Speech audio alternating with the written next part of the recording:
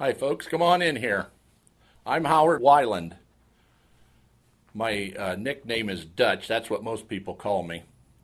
They asked me here today to tell you a little bit about my life. Well, I was born November 30th, 1903.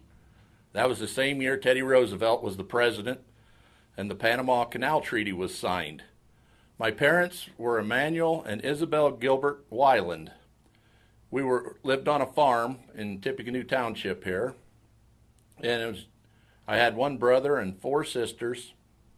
My grandmother and grandfather, which you met my grandmother back here, lived on the same plot of land. My dad was kind of a notorious type fella.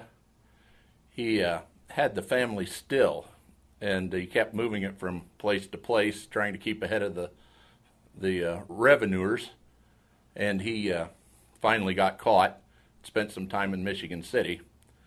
But he died in 1936 from tuberculosis, and my mother then passed away in 1939.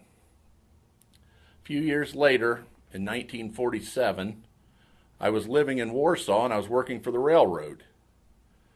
Well, I remember a day in April, it was April the 27th of 47. Boy, that was a day I'll remember forever, at least parts of it. Here's how the story goes. I was working the watchtower on North Detroit Street.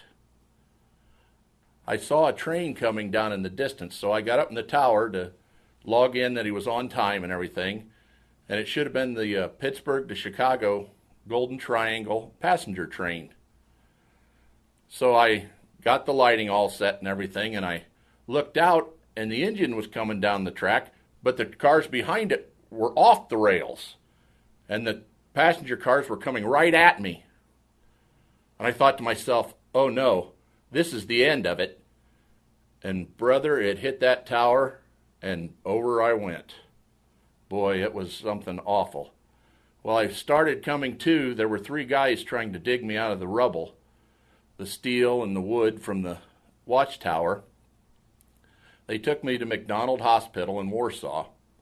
I had a severe back injury, and part of my insides were messed up. You know, the funny thing was about that train wreck, there was 10 cars in the train, and there was 147 passengers, and all the passenger cars derailed, but there was not one person that died. Now, there was some injuries and bruises and so forth, and I think 5 people were treated, but there was no deaths in the whole thing, which was quite amazing in itself. So the railroad, they came and investigated the whole thing, and they determined that one of the rails where the track switched off had come loose, and it kicked that rail half a block up. And it was something else. The train cars were every which way all over the road. And it was kind of weird because the engine stayed on the track, and it dragged the passenger cars through town, and it tore up the crossings everywhere, and there was debris everywhere. Well, that was an awful mess, and I don't know. I'm just so thankful no one got hurt. But I have never been the same with my back. It was pretty devastating, and it twinges now and then. I just will never forget that day in April. Howard never married. He passed away April 23, 1986, at the age of 82. He is buried beside his father, Emmanuel Wyland.